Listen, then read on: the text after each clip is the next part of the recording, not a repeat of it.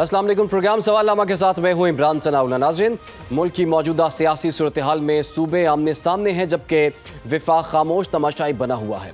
सुहेल आफरीदी के mission street movement पर पहले लाहौर और फिर दौरा सिंध, दोनों ने ही सियासी कशीदगी को बढ़ा दिया है और तहरीक इंसाफ की क़यादत की जानिब से पंजाब और सिंध हुकूमत के रवैये पर तनकीद की जा रही है। जबकि सिंध में PTI क़यादत के दौरे के दौरान पहले रिवायती अजरक और सिंधी टोपी के साथ खैर मकदम किया गया, मगर फिर अचानक कंटेनर्स, पुलिस क्रैकडाउन और रास्तों की बंदिश से हालात मतवातर तब्दील हो गए। अब बहस चल पड़ी है कि ऐसा क्यों हुआ, कौन जिम्मेदार था, या ये सब महज इंतजामी फैसला था या कोई सियासी हिकमत अमली। पाकिस्तान पीपल्स पार्टी जो खुद को मुफाहमत की सियासत की अलमबरदार कहती है, आज अपोजिशन के एहतजाज और हुकूमती इत्तेहाद के दरमियान कहाँ खड़ी है? क्या जरदारी साहब पर तनकीद के जवाब में रियासती ताकत का इस्तेमाल दुरुस्त था, या फिर सियासत में बर्दाश्त का दामन मजीद तंग हो चुका है? वैसे तो अपोजिशन और हुकूमत के माबैन मुज़ाकरात की बातें भी हो रही हैं, मगर अडयाला जेल में बानी PTI इमरान खान के साथ सियासी रुफ़क़ा और अहले खाना की मुलाकात पर पाबंदी जो कि तू बरकरार है। दूसरी जानिब अपोजिशन लीडर की तकर्री पर हुकूमत और अपोजिशन में इत्तफाक हो गया है, जबकि महमूद अचकज़ई वाहिद उम्मीदवार करार पाए हैं।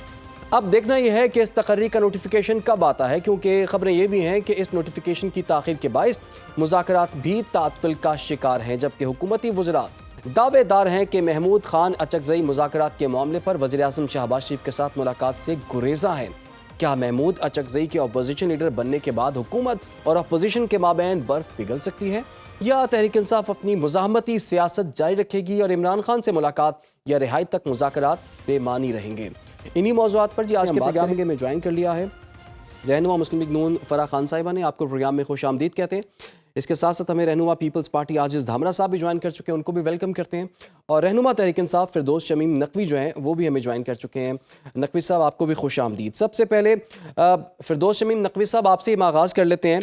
सर, आप तो अनाउंस करके गए थे कि हम लाहौर भी पुरअमन तरीके से जाएंगे, अपना दौरा मुकम्मल करेंगे, और सिंध में भी हम पुरअमन तरीके से स्ट्रीट मूवमेंट जो है उसका आगाज़ करेंगे। लेकिन शर्जीली नाम मेमन जो कि सूबाई वज़ीर हैं सिंध के, उन्होंने कहा है कि वज़ीर आला KP के दौरा कराची में 9 मई जैसे वाक़यात दोहराने की कोशिश की गई। तो क्या वाकई PTI की ये तैयारी थी? इस बयान पर आप क्या रिएक्ट करेंगे?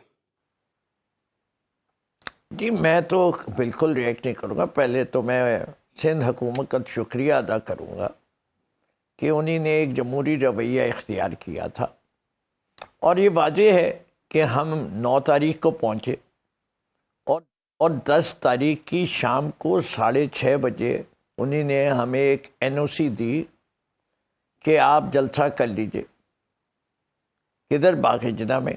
जबकि अनाउंसमेंट इजाज़त का जो था वो 3 दिन पहले नासिर हुसैन शाह साहब ने कहा कि हमें कोई इतराज़ नहीं, आप जलसा कीजिए।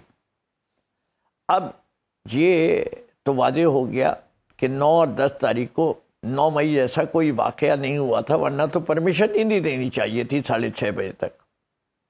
ये 6:30 बजे हैदराबाद के दौरा और हैदराबाद में जिस तादाद में लोग निकले, मैं उसका जिक्र नहीं करूँगा इससे कि कितने निकले कितने नहीं निकले, लेकिन जितने भी निकले उसकी वजह से कुछ ना कुछ इनके उसमें रवैये में तब्दीली आई। अब ये रवैये में जो तब्दीली आई वो, जैसे आपने अर्ज़ किया कि बेनज़ीर और जुल्फ़िकार अली भुट्टो की तारीफ़ की और एक एहतियाती कलमा ये कह दिया कि हम इंतज़ार कर रहे हैं कि ये उसी रिवायत पे चलते रहेंगे, तो हम जरदारी साहब की भी तारीफ़ कर लेते। लेकिन उन्होंने रवैये में तब्दीली की और जो कुछ हुआ वो आपने देखा। जो हुआ वो मैं डिस्क्राइब कर देता हूँ। बाग़-ए-जन्ना के अंदर लोग आए जी, वहाँ ना कोई स्टेज था, ना कोई साउंड सिस्टम था, ना कोई कुर्सी थी, ना कोई बैनर्स लगे हुए थे, ना कोई झंडे थे, कुछ नहीं था। और जितनी भी तादाद आई उसका भी मैं जिक्र नहीं करूँगा। उसके ऊपर पुलिस ने बाग़-ए-जन्ना के अंदर भी शेलिंग की, कैमरे की आंख ने वो सब महफूज किया गया। तमाम रास्ते बंद कर दिए गए जो बाग़-ए-जन्ना की तरफ आते थे। उसकी भी वीडियो मौजूद है, पुरानी नुमाइश, गुरु मंदिर। साहब, आप खुद जब स्टार्ट में आपने ये बात की है कि आप तो पाकिस्तान पीपल्स पार्टी की पहले तारीफ से आपने आगाज़ किया है, और आपके रहनुमाओं ने भी ऐसे किया जब उनको अजरक पेश की गई, टोपी पहनाई गई, सिंधी टोपी पहनाई गई, तो लेकिन अचानक से ऐसा क्या हुआ कि फिर रुकावटें डालना शुरू कर दी गई, क्रैकडाउन शुरू हो गया, पकड़ धकड़ शुरू हो गई? क्या आप लोगों ने कुछ भी नहीं किया? जी जी, मैं तो कह रहा हूँ ना, जो खुद इन्हीं ने इतराफ़ किया है परमिशन देके 6:30 बजे तक कि 9 तारीख और 10 तारीख को कुछ नहीं हुआ, वरना ये देते ही नहीं परमिशन। ठीक है, बात तो सारी ये है। और फिर बात ये है कि हमें बागे जिना में नहीं आने दे रहे थे, हमें रोक दिया गया, तो हम बल्दिया भी गए, हम लियारी भी गए, रात को हम मुख्तलिफ इलाकों में गए, और फिर रात के 10 बजे हम बागे जिना भी पहुंचे। तो सही। हमें अगर कोई इंतजार करना होता तो हम बल्दिया में कर लेते, सबसे ज़्यादा आबादी थी। वो तो कह रहे हैं सिर्फ एक ही कौम के लोग थे। भाई अगर एक कौम के लोग सब बल्दिया में इंतज़ार कर रहे थे जहाँ गए, तो बाकी कौन से लोग आए हुए थे? ठीक है लियारी जी, में भी पूछ लेते हैं इतने ही सर। लोग थे। शमीम नकवी साहब पूछ लेते हैं सर। आजिज धामरा साहब, सर अर्ज कीजिएगा, जी जी। पाकिस्तान पीपल्स पार्टी के बारे में अब पीटीआई ये कह रही है कि सिंध हुकूमत ने अजरक और सिंधी टोपी की रिवायत और इज्जत को बरकरार नहीं रखा। तो ऐसा क्या हो गया? एहसास बदल गए, जज्बात बदल गए, हालात बदल गए, आपको क्यों रुकावटें खड़ी करना पड़ी और क्यों फिर आपने इजाजत नहीं दी इनको आगे बढ़ने की? बिस्मिल्लाहिर्रहमानिर्रहीम। देखें, सबसे पहले तो मैं फिरदौस शमीम नकवी साहब को सलाम अर्ज रखता हूँ, और वो बड़े एक सीनियर सियासी कारकुन हैं, और बड़े अरसे के बाद फिर मेरी एक टॉक शो में उनसे ये गुफ्तगू हो रही है। अल्लाह पाक उनको सेहत दे, और बड़े अच्छे इंसान भी हैं। तो मैं पहले तो उनको सलाम अर्ज रखना चाहता हूँ, काफी टाइम के बाद हमारी ये मुलाकात हो रही है। वालेकुम सलाम, दूसरी बहुत बात- बहुत शुक्रिया आपके जज्बात का। दूसरी बात यह है कि फिरदौस शमीम नकवी साहब खुद इस बात का एतराफ़ कर रहे हैं कि जब वो सरजमीन सिंध पे तशरीफ फरमा हुए, हमारे मेहमान एक आईनी वज़ीर आला थे एक सूबे के, तो वो पॉलिटिकल जेस्चर पीपल्स पार्टी ने किया और उनको जिनक और टोपी पहनाई, मगर उसी लम्हे फिर उनको परमिशन भी दी गई, और एक मिनिस्टर लोकल गवर्नमेंट के कंटिन्यू की क़यादत से रास्ते में थे, जिसका इतराफ़ इनके सूबाई सदर टीवी जी, सुनती रही कि जी दोनों पार्टी के अंदर एक रास्ता कम से कम नहीं है, तो उनको ये कहा गया कि क्योंकि आपको दुश्वारियां हैं वो करें। ठीक है। आजिज धामरा साहब, हम आपको दुरुस्त तरीके से सुन नहीं पा रहे, हम आपसे दोबारा भी कांटेक्ट करते हैं। लेकिन फरा साहिबा, आप ये बताइए कि ये क्या अब रिवायत चल पड़ी है? जो रिवायत पंजाब हुकूमत ने शुरू की, अच्छी मेहमान नवाजी नहीं की, उस रिवायत को पीपल्स पार्टी ने तोड़ा कुछ देर के लिए, लेकिन उसके साथ साथ फिर वही रंग जो है वो चढ़ गया, और वही रुकावटें और वही जो है तलखियाँ जो हैं बढ़ी हैं। आखिर ये बताइए, मुस्लिम लीग नून को पीटीआई से आखिर मसला है क्या, और आप उन्हें फिर पॉलिटिकल स्पेस क्यों नहीं लेने दे रहे? बिस्मिल्लाहिर्रहमानिर्रहीम। इमरान साहब, बहुत ज़्यादा शुक्रिया। अगर हम जलसे जुलूसों की बात करें तो आइन तमाम सियासी जमातों को यह हक देता है पाकिस्तान में कि वो बिल्कुल ओपनली जाएं, जलसा करें, जुलूस करें। ये हर सियासी जमात का जो है वो आइनी और जमहूरी हक है।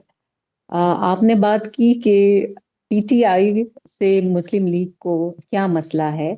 मैं ये सवाल पूछ रही हूँ कि पीटीआई को अगर किसी सियासी जमात से जो कि टॉप पे है, जो अगर हम प्रायोरिटी लिस्ट देखें तो अगर टॉप पे कोई जमात आती है तो वो पीटीआई को पाकिस्तान मुस्लिम लीग नून से मसला है। क्यों मसला क्यों है? क्योंकि ये एक सियासी जमात है, एक संजीदा जमात है, एक कौमी जमात है, 3 वक्त का वजीर आजम, और अल्हम्दुलिल्लाह अब चौथे दौर में। तो अगर फरा आप साहिबा, किसी उनको हुकूमत मसला को इस ये बात से है कि वो कहती है मैं- कि मुस्लिम लीग नून ने हमारा मैंडेट चोरी किया है, मसला उनको इस बात से है।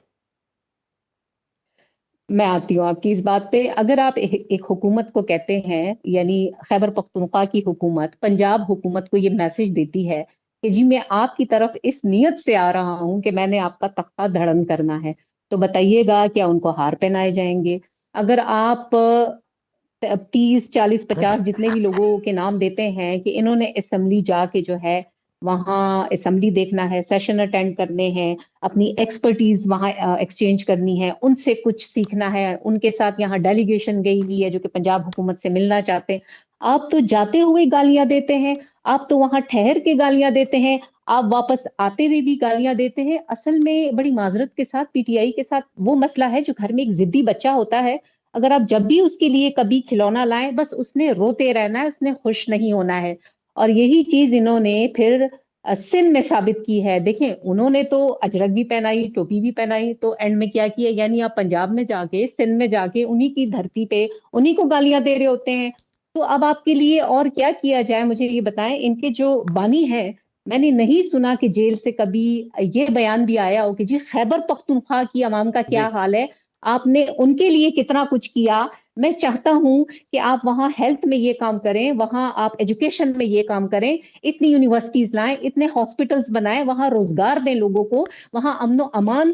مجھے تو سمجھ کوئی نہیں آتی ہے کہ یہ اگر ان سے ملنا بھی ٹھیک. چاہتے ہیں تو پھر کیا ملاقاتیں ہوتی ہیں, کیا باتیں ہوتی ہیں جس میں خیبر پختونخوا جو ہے وہ کہیں ایگزسٹ ہی نہیں کر رہا ہے. اس میں بھی آپ ہم کے بات ساتھ میں کریں گے. مذاکر عاجز دھامرا صاحب نے دوبارہ سے ہمیں جوائن کیا. عاجز دھامرا صاحب, سر یہ عرض کیجئے گا, یہ جو ایپیسوڈ ہوئی ہے اس کے بعد دوبارہ اگر سی ایم کے پی جو ہیں وہ سندھ کا دورہ کرتے ہیں, اسی طرح سے آپ ویلکم کریں گے, یا اب دوبارہ سے وہ مکس میتھڈ جو ہے کہ پہلے آپ انہیں اجرک بھی دیں گے, سندھی ٹوپی بھی پیش کریں گے, اور اس کے بعد رکاوٹیں بھی کھڑی کریں گے؟ دیکھیں پہلی بات تو میری جو گفتگو پہلے چل رہی تھی, پتہ نہیں کہاں تک وہ چلی, پھر آواز ڈسکنیکٹ ہو گیا, میرا لائن ہو گئی. میں یہ عرض کر رہا تھا کہ ایک صوبائی حکومت کے ذمہ دار صوبائی وزیر رابطے میں تھے.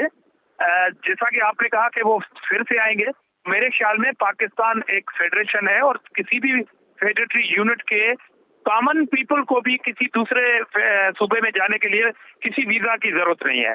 تو اسی لیے یہ تو ایک آئینی چیف منسٹر تھے, اس کو بھی نہ پہلے ضرورت تھی نہ آئندہ آئیں گے تو ضرورت ہوگی.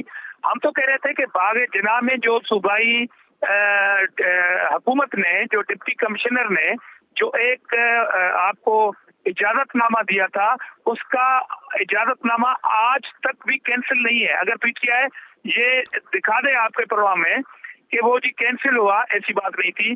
ایس او پی یہ تھی کہ جناب آپ گراؤنڈ میں جلسہ کریں گے. اب ان کے صوبائی صدر نے ایک ٹی وی ٹاک شو میں کہا کہ جی ہماری تیاری نہیں تھی. جناب عالی, آپ نے جب وزیر اعلیٰ کو شیڈول دیا ہوگا تو 10-15 دن پہلے دیا ہوگا, اور انہوں نے بھی کوئی 10 دن پہلے کہا تھا کہ میں صوبے میں جاؤں گا. آپ نے ہی جلسہ رکھنا تھا, آپ نے ہی کرسیاں, ایکو ساؤنڈ, کنٹینر لگانا آپ کا کام تھا. پرمیشن آپ کے پاس موجود تھی. آپ نے کہا جی جناب ہمارے پاس انتظام نہیں کر سکتے ہم, اور روڈ پہ کریں گے, جو ایس او پی میں چیز شامل نہیں تھی. اور آپ کو یہ بھی معلوم ہوگا کہ یہ گراؤنڈ صوبائی حکومت کی ڈومین میں نہیں بھی تھا, مگر جو پرمیشن ہے سندھ گورنمنٹ کا وہ سندھ گورنمنٹ نے دی. اب حیدرآباد میں جب چیف منسٹر دورہ کرتے ہیں کہیں رکاوٹ نظر نہیں آتی. حیدرآباد سے واپس جاتے ہیں, کراچی پہنچتے ہیں, کراچی میں مختلف مقامات پہ جاتے ہیں. اگر سندھ گورنمنٹ کی نیت میں یہ گڑبڑ ہوتی کہ لوگوں کو روکنا ہے جلسہ گاہ میں جانے کے لیے, تو حیدرآباد سے آئے ہوئے لوگوں کو سپر ہائی وے میں ناکہ لگا دیتے, ٹھٹا سے آنے والے لوگوں کے لیے بیچ میں کہیں ناکہ لگا دیتے. یہ تمام فوٹیجز کیا نیشنل میڈیا میں آئے ہیں, کیا الیکٹرانک میڈیا میں آئے ہیں, کیا پرنٹ میڈیا میں یہ چیزیں چھپی ہیں کہ پیپلز پارٹی کی سرکار نے جلسے کو ناکام کرنے کے لیے مختلف روٹس کو بلاک کر دیا ہے. اور جو خطرناک بات ہوئی ہے, مایوس کن بات ہوئی ہے, جی بار بار آپ بھی ذکر کر رہے ہیں کہ جی سندھی ٹوپی اور اجرک پہنائی گئی.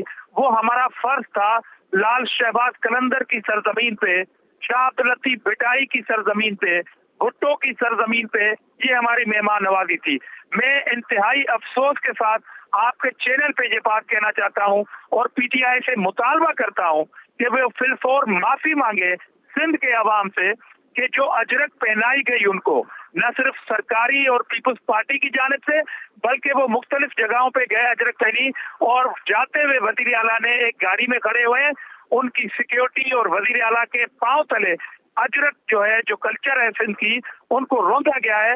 میں آپ کو وہ فوٹیجز دکھا سکتا ہوں, بھیج سکتا ہوں, اسی پروگرام میں چلائیں کہ وزیر اعلیٰ اس کے سیکیورٹی کی ٹیم نے سندھ کی اجرک کو اپنے پاؤں تلے روندا ہے, اور وہ فوٹیجز اب سوشل میڈیا پہ بھی ہیں.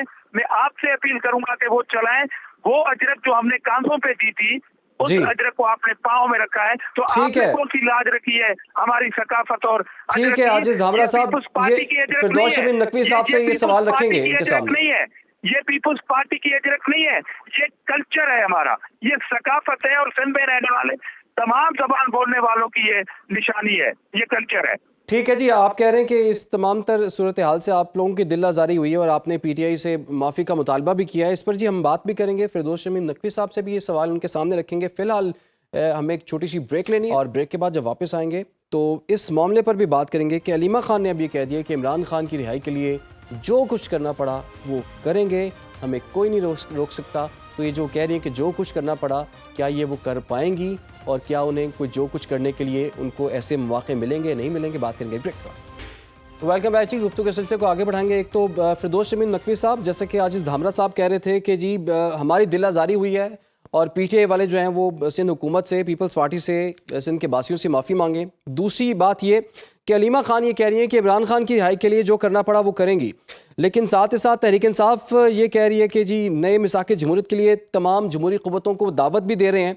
पाकिस्तान तहरीक इंसाफ की सर कोई पॉलिसी डिफ़ाइन हुई है? आपने मुज़ाकरात करने हैं, मिसाक जमहूरियत करना है या फिर कन्फ्रंट्रेशन की तरफ जाना है आप लोगों ने? मेरे ख्याल से मैं आपको एक एक चीज़ का जवाब देता जाऊं और अगर कोई चीज़ भूल जाऊं तो मुझे रिमाइंड कर दीजिएगा, ठीक है ना, इसलिए कि आपने एक साथ बहुत सारे सवाल। पहली चीज़ कि पूरे इसमें हर वक्त उनके गले में अजरक भी थी और सर के ऊपर सिंध की टोपी भी थी। कोई भी फंक्शन देख ले, बार का देख ले, जिधर जिधर उनकी तस्वीर आई हैं आपको नज़र आ जाएगी। अगर भगदड़ के अंदर अवाम की धक्कम पेल में अगर किसी के कंधे से गिर गई तो वो चीफ मिनिस्टर के कंधे से गिरी हुई अजरक नहीं थी। वहाँ बेतहाशा लोग अजरक पहनाने की भी कोशिश कर रहे थे। मैं इर्रिस्पेक्टिव, अजरक और टोपी मेरे लिए भी उतनी ही एहतराम की बात है। मैं भी सिंध का शहरी हूँ, अगर कोई भी करता है मैं मादरत मांग लेता हूँ, इस मदद में कोई है नहीं, ना नीयत ही नहीं थी। ये हमारे लिए भी उतनी ही मुकद्दम है और मैं भी नाराज़ होता अगर मुझे उसके अंदर नज़र आता कि जी ये जो है जानबूझ के किया जा रहा है। हम लोगों से बहुत सारी चीज़ें जिनके लिए अदब लाजिम होता है, झटका लगता है, हाथ से गिर जाती है। किताबों का भी इतना ही एहतराम करते हैं हम लोग, लेकिन धक्का लगता है, किताब गिर जाए तो फिर उसको उठाते हैं, चूमते हैं। किसी चीज़ पे कोई बिस्मिल्लाह भी लिखी हुई हो तो हम लोग कार्ड जो है डस्टबिन में नहीं डालते, वो हिस्सा फाड़ के रख लेते हैं, कि वो एहतराम के काबिल है हम सब के लिए। तो मैं समझता हूँ कि अगर आज धामरा साहब ये कह रहे हैं तो ये हकीकत पर नहीं मबनी। दूसरी चीज़, इनके पास पूरा सरकारी प्रोटोकॉल था। मोटरवे छोड़ के एक आदमी को 7 घंटे क्यों लगे आने में अगर इन्हें रास्ता नहीं रोका हुआ था? मेरा तो इख्तलाफ हुआ है पूरे उनसे। मैंने कहा ये आपने किया क्या? मैं आपकी जगह होता, मैं मोटरवे पे जहां इन्होंने रोका था वहीं रुक के बैठ जाता कि जब खोलोगे तो जाऊंगा। तो ये गलती पीटीआई से भी हुई है कि इन्हें तो वहीं मोटरवे पे ही धरना डाल देना चाहिए था कि इस इजाज़त का मसला क्या है। दूसरी चीज़, भाई हमने कितने जलसे किए, आपने कितने जलसे कवर किए। अगर आप ये समझते हैं कि शाम के 6:30 बजे जो है परमिशन दी जाए 6:34 पे और 12 बजे की डेडलाइन लिखी हुई है कि बम स्क्वाड को जलसे से 4 घंटे पहले आपने जगह भी देनी है 12 बजे, तो बता दीजिए इस ठंडी रात में कम से कम हमारे पीटीआई के जितने साबिक हुए हैं, जिस साइज़ का हमें स्टेज चाहिए होता है, 50 से 60 कंटेनर डाउनलोड करने क्रेन के ज़रिए, 15,000 कुर्सियों का इंतज़ाम का खड़ी हुई थी ट्रकें, अंदर नहीं आने दिया। और जब अंदर आई हैं तो उस दिन 50 गाड़ियों को तोड़ा, उसकी भी वीडियोस अवेलेबल है।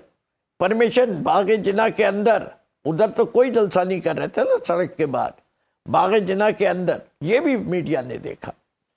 सड़कों के बंद करने की बात है तो ये बता दें कौन सा रास्ता खुला हुआ था आने के लिए। सारे मीडिया ने देखा कि गुरु मंदिर भी बंद, नुमाइश भी बंद, ब्रिटो रोड भी बंद, शारे कायदीन भी बंद, और किस वक्त तक बंद? रात के 8-9 बजे तक बंद रही है। तो इसलिए लोग तो जिस तरह आए हैं वो एक मौजज़ा था। और उसकी वीडियोस भी है कि जी बागे जिना में कितने लोग हैं, जितने भी हैं वो मौजज़ा था। तो ये मुझे ना साबित करने की ज़रूरत है जी, जितनी ये बात कहते रहे। ٹھیک ہے سر، میں مان لیتا ہوں تو یہ دھامرا دو. صاحب، تیسرا ایک منٹ اور لوں گا. فرح خان نے پوچھا کہ چیف منسٹر آئے کیوں تھے اور کیوں آتے ہیں. چیف منسٹر صاحب جو ہیں وہ کے پی کے نہیں ہیں صرف، وہ ایک پاکستانی بھی ہے. اگر پاکستان میں جمہوریت کا گلا گھونٹ دیا جائے تو فرح خان خاموش رہیں گی. پاکستان میں عدلیہ ختم کر دی جائے تو فرح خان خاموش رہیں گی. پاکستان میں اگر پی ایم ایل این کا ووٹ، ان کو سیٹیں ان سے چھین لی جائے تو وہ خاموش رہیں گی. ٹھیک ہے، اگر عدلیہ کے ججز شور مچائیں گے تو ان کا ساتھ دینے کے لیے فرح خان نہیں کھڑی ہوں گی. اگر پاکستان کی معیشت گرتی جائے تو یہ اپنے لب کشائی نہیں کریں گی. ٹھیک ہے، اگر یہ سب نہیں کریں گی، ٹھیک ہے سر، آپ کا پوائنٹ آ گیا، میں اس میں شامل کر لیتا ہوں عاجز دھامرا صاحب کو بھی.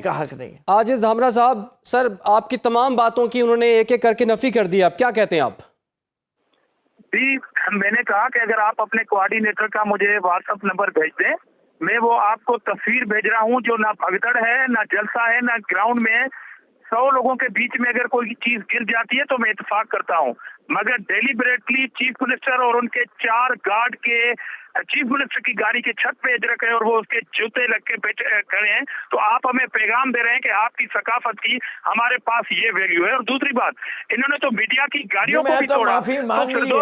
انہوں نے تو میڈیا کی گاڑیوں کو بھی توڑا. یہ اپنی اس پرانی روایت آج بھی برقرار رکھی ہوئی ہے نا پی ٹی آئی، کہ میڈیا نے کیا قصور کیا. اور دوسری بات کہ ان کے صوبے کے چیف منسٹر، میں نے پہلے ہی یہ کہا کہ کسی ویزا کی ضرورت نہیں ہے. اور یہ بھی بات واضح کرتا چلوں کہ ہمارے صوبے میں ہماری عوام نے، سیکیورٹی فورسز نے دہشت گردوں کی بہت ہی قیمت ادا کی ہے. دہشت گردی کی ہماری لیڈرشپ دہشت گردی میں شہید ہو چکی ہے. ہمارا کلیئر اسٹانس ہے دہشت گردی کے خلاف. اور کے پی کے چیف منسٹر دہشت گردوں کو اپنا بچہ قرار دیتے ہیں. پی ٹی آئی کی قیادت دہشت گردی کی سب سے بڑی حامی ہے، وہ ان کے خلاف آپریشن نہیں کرتی. اور جو افغانستان انلیگل افغانی ہے جو یہاں سے نکالے جاتے ہیں، ان کو انہوں نے اپنے صوبے میں رکھا ہوا ہے. بہت سارے اختلاف تھے دہشت گردی کے پوائنٹ پہ، مگر باوجود اس بات کے ہم نے ویلکم کہا، کیونکہ وہ ایک صوبے کے آئینی وزیر اعلیٰ ہم نے ان کو مانا تھا. مگر جاتے ہوئے انہوں نے ہماری مہمان نوازی کو روندا ہے اور گلا کر کے گئے ہیں. یہ تو خود پی ایم ایل این ہم سے ابھی وہ شکایت کر رہی ہے کہ آپ کو لگ پتا گیا کہ آپ نے اجرکیں پہنائی، آپ نے اتنا پروٹوکول دیا. حیدرآباد میں آئینی گواہ ہوں اس بات کا. آپ حیدرآباد کے میڈیا کے کسی بھی دوست کو اسی پروگرام میں لے لیں اور ان سے پوچھیں کہ آپ یہ فیل کر رہے تھے کہ سندھ کے چیف منسٹر آ رہے ہیں یا کے پی کے چیف منسٹر آ رہے ہیں. جتنا پروٹوکول تھا وہ تو آپ کو اچھا لگا، وہ تو آپ واپس کر دیتے نا پھر.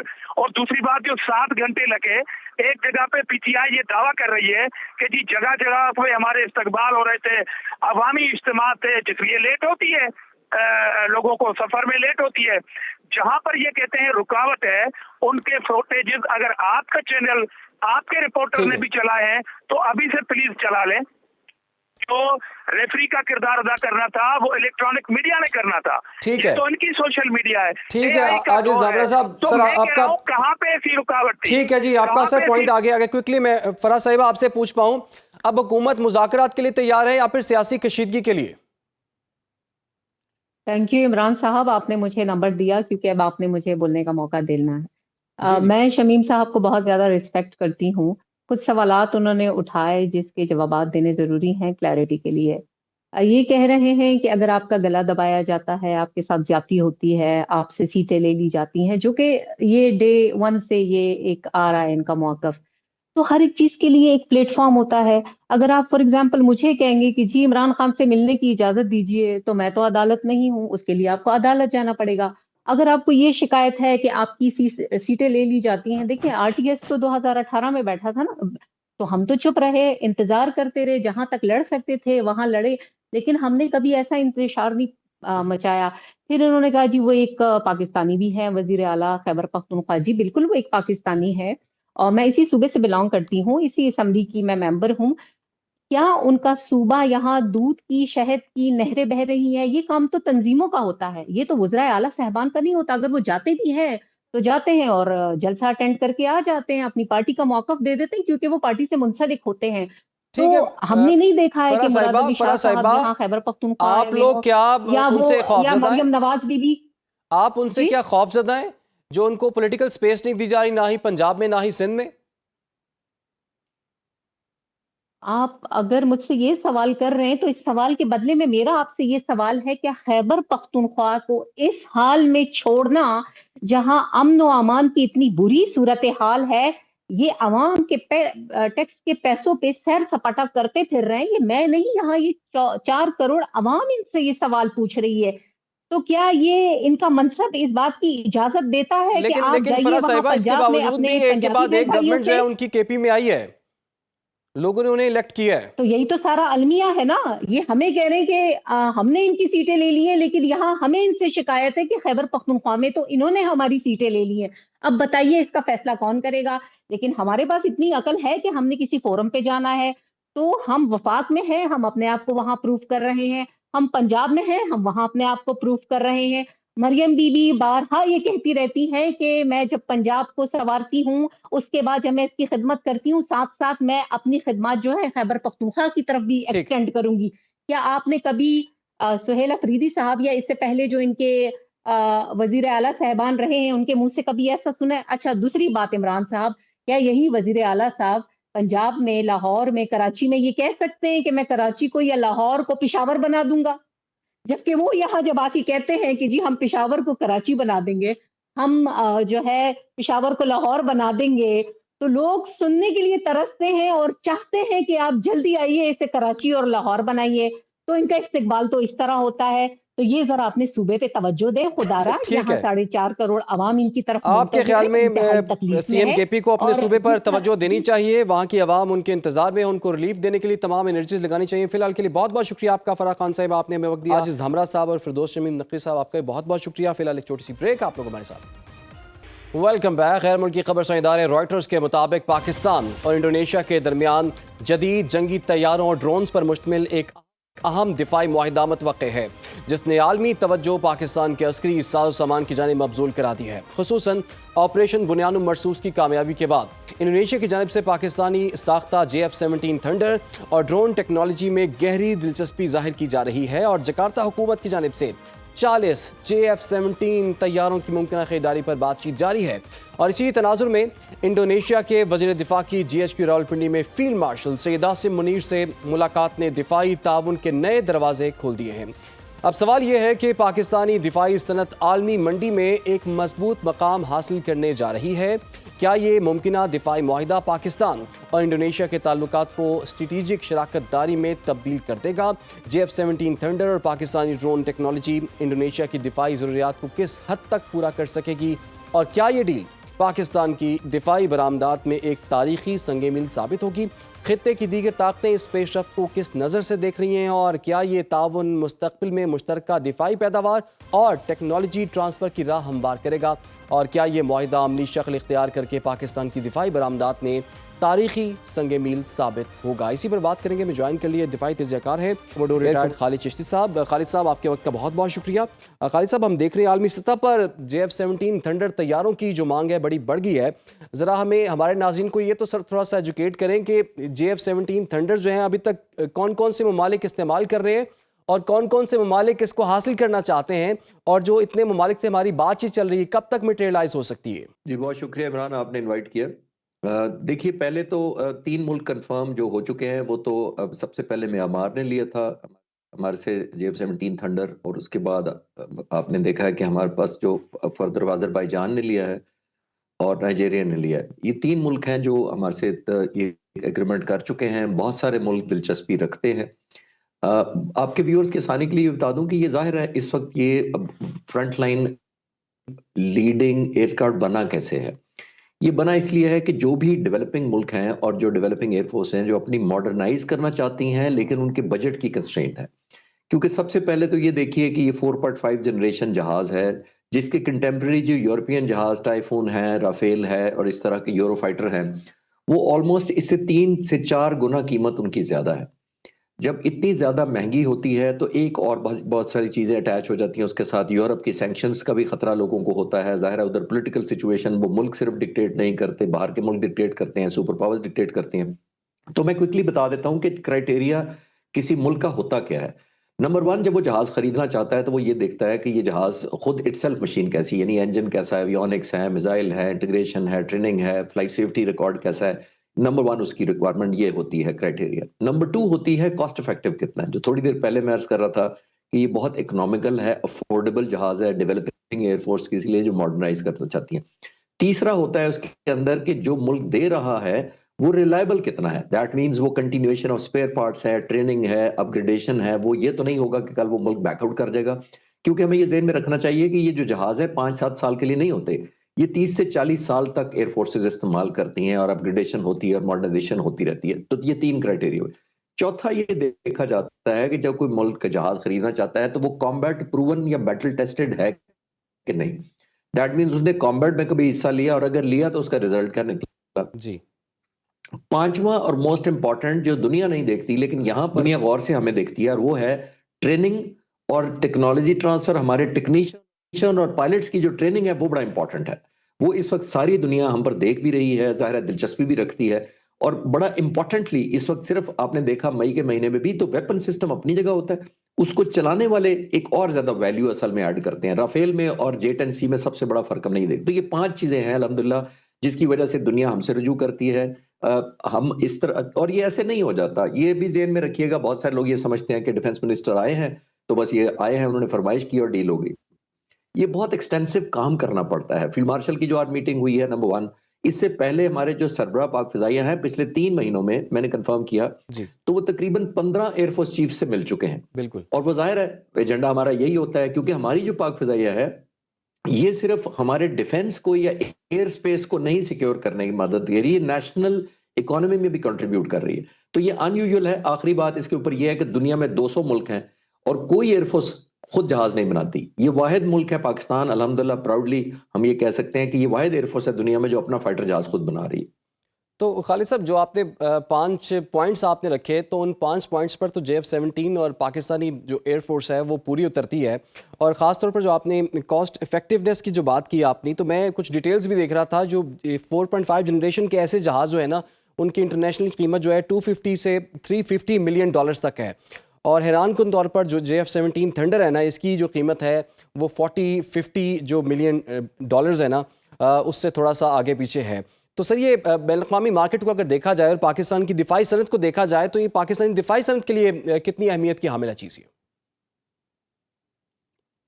دیکھیے عام طور پر جو 4.5 جنریشن اس وقت مارکیٹ میں اویلیبل ہیں، یورو فائٹر اور ٹائفون اور رافیل، ان کی 90 ملین ٹو 100 ملین ہے. جو آپ بات کر رہے ہیں وہ 5th جنریشن آلموسٹ ہے، وہ امریکہ دیتا نہیں ہے. F-22 اور F-35 یہ جہاز کسی کو بھی ایکسیس نہیں دیتا عام طور پر. ایک بات ہماری تو جیسے میں نے کہا کہ جو ایک جہاز وہ یورو فائٹر خریدیں گے اس میں JF-17 آلموسٹ 3 جہاز آ جاتے ہیں.